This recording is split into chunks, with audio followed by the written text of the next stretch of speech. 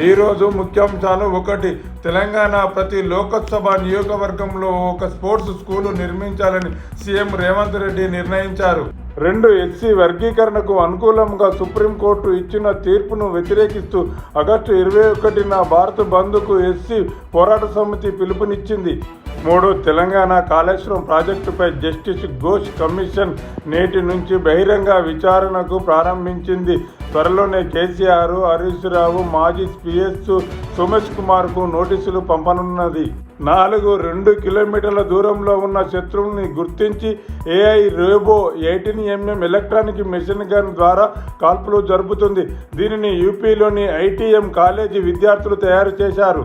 5. September, October నెలల్లో మహారాష్ట్ర, హర్యానా, జార్ఖండ్, జమ్మూ కాశ్మీర్ రాష్ట్రాలకు ఎన్నికలు జరగనున్నాయి. 6. ఏపీ త్వరలో విశాఖ రైల్వే జోన్ ఏర్పాటు చేస్తామని కేంద్ర మంత్రి అశ్విని వైష్ణవ్ ప్రకటించారు.